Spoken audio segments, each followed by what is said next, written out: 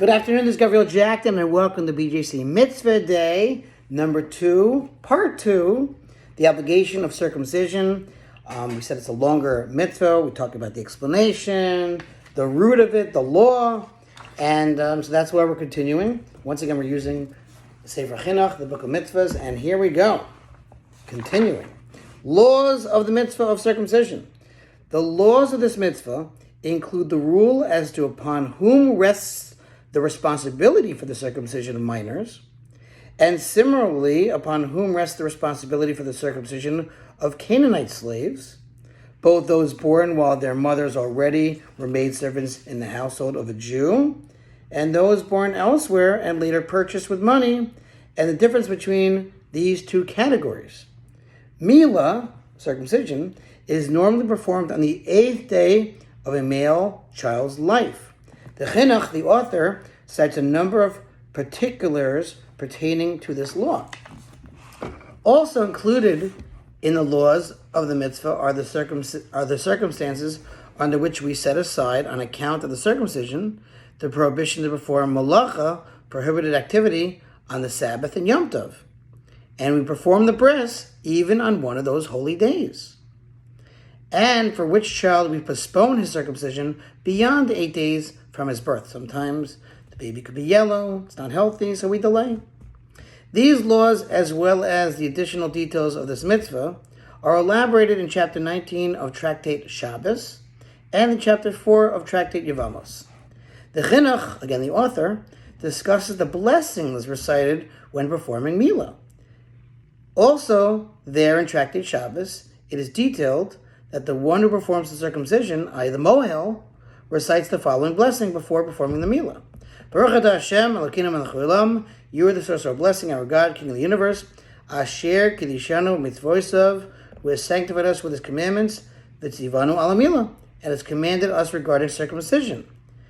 V'avi ben, subsequently, the father of the child, or a member of Beit Din, a member of the court, in a case where the father is not present, recites another blessing right after that. Baruch atah Hashem, you are the source of our blessing, Elokeinu melech haolam, our God, King of the universe, Asher kiddushanu mitzvosav, who has sanctified us with his commandments, v'tzivanu leachniso b'briso shel Avram Avinu, and commanded us to bring him into the covenant of Abraham, our forefather. Finally, those present respond, just as he merited to have entered into the covenant of bris milah, so may God give him the merit to enter into Torah, the marriage canopy, and good deeds.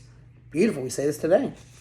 The applicability of the mitzvah. This mitzvah applies in every location in all times. Women are not obligated to have their sons circumcised. Only the father is obligated. Or Beit Din, the court, in a case where the children have no father. If the father and the court fail to circumcise the child, the mitzvah falls upon the uncircumcised person himself when he reaches adulthood. The Chinuch, again the author, addresses the law regarding one who fails to have himself circumcised at that time. Regarding one who transgresses this mitzvah and does not circumcise himself, the law is that from the time that he reaches the age at which he is liable to punishments when transgressing commandments, which is the age of 13 years and 1 day, at which point he is considered an adult, every day that passes once he reaches adulthood, if he does not circumcise himself, he violates a mitzvah obligation. And if he dies while still uncircumcised, though intentionally avoiding the mitzvah, he is liable to the penalty of karas, excision, which we talked about, men either spiritually cut off or dying at a young age, or his child dies at a young age. However, a father is not liable to karas to be spiritually cut off for failing to carry out the circumcision of his son. Rather, he transgresses a mitzvah obligation with no punishment specified. Almost done. The Chinuch concludes with an observation about the uniqueness of this mitzvah. There is no mitzvah obligation in the entire Torah for whose violation one incurs karas, spiritually cut off, except for this one, the mitzvah to have one circumcised, and the mitzvah of slaughtering the Passover offering. And that was your mitzvah. Thanks for listening to Sponsor Future Mitzvah 36-100 for the gold. We'll see you tomorrow.